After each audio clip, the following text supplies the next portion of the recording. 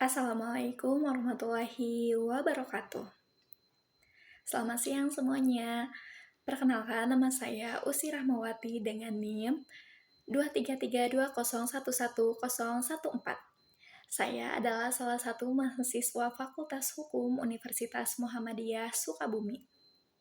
Sebelumnya, saya ucapkan terima kasih kepada dosen pengampu mata kuliah Hukum dan HAM, yaitu Miss Eriska Ginalita Dwi Putri SHMH, yang sudah memberikan saya kesempatan untuk menjelaskan topik isu krusial yang menyentuh keadilan dan hak asasi manusia di negara kita, yaitu efektivitas pengadilan HAM ad hoc di Indonesia. Seperti yang kita ketahui, Pengadilan HAM ad hoc dibentuk sebagai mekanisme khusus untuk mengadili pelanggaran HAM berat yang terjadi di masa lalu.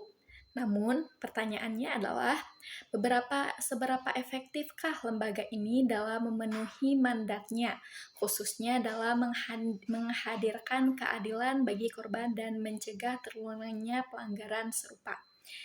Mari kita telusuri lebih dalam.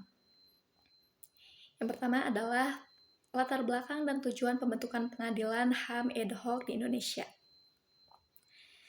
Dibentuk berdasarkan amanat Undang-Undang Nomor 26 Tahun 2000 tentang Pengadilan Hak Asasi Manusia. Pembentukan pengadilan ini didasarkan oleh kebutuhan mendesak untuk menyelesaikan kasus-kasus pelanggaran HAM berat yang tidak dapat ditangani oleh mekanisme peradilan umum. Seringkali karena sifat kejahatannya yang luar biasa, skala dampak yang luas, serta kompleksitas pembentukannya. Tujuan utamanya adalah untuk memastikan akuntabilitas pelaku, memberikan keadilan dan pemulihan bagi korban, serta penegakan supremasi hukum dan hak asasi manusia di Indonesia. Harapannya, pengadilan ini dapat menjadi instrumen penting dalam melawan impunitas dan membangun budaya penghormatan HAM. Selanjutnya, yaitu tantangan dan hambatan dalam pelaksanaan. Meskipun memiliki tujuan yang mulia, efektivitas pengadilan HAM ad hoc di Indonesia telah menghadapi berbagai tantangan.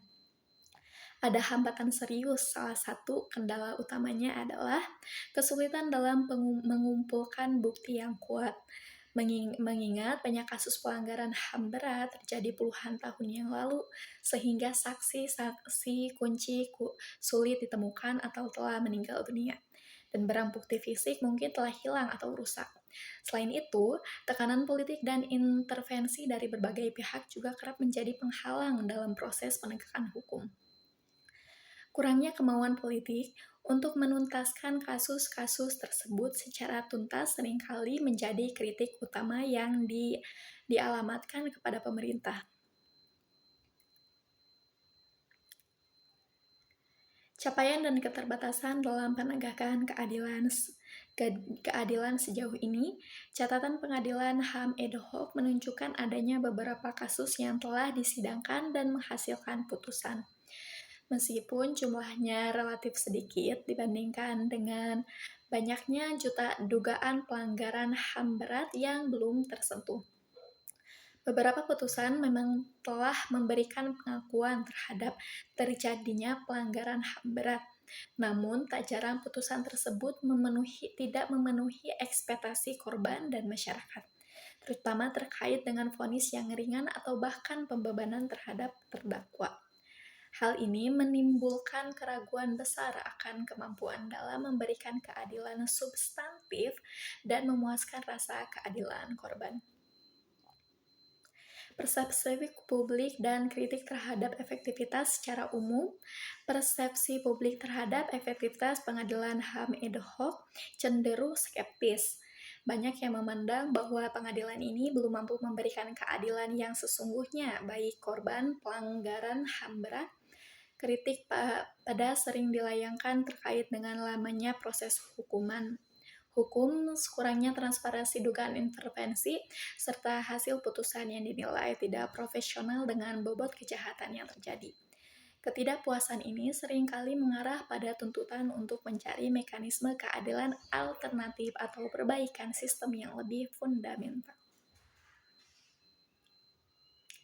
Perbaikan dan masa depan pengadilan HAM ad hoc untuk meningkatkan efektivitas pengadilan HAM ad hoc di masa depan.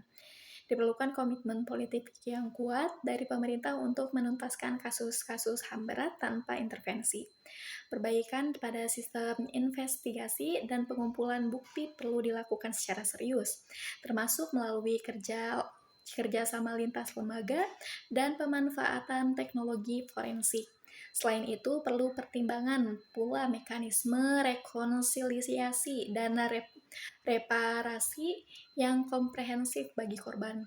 Tidak hanya berfokus pada aspek pidana, tanpa adanya perbaikan yang signifikan.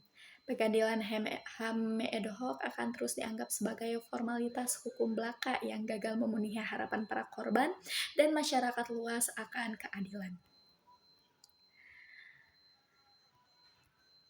Sekian presentasi pemaparan dari saya, kurang lebihnya mohon maaf. Sekian, wassalamualaikum warahmatullahi wabarakatuh.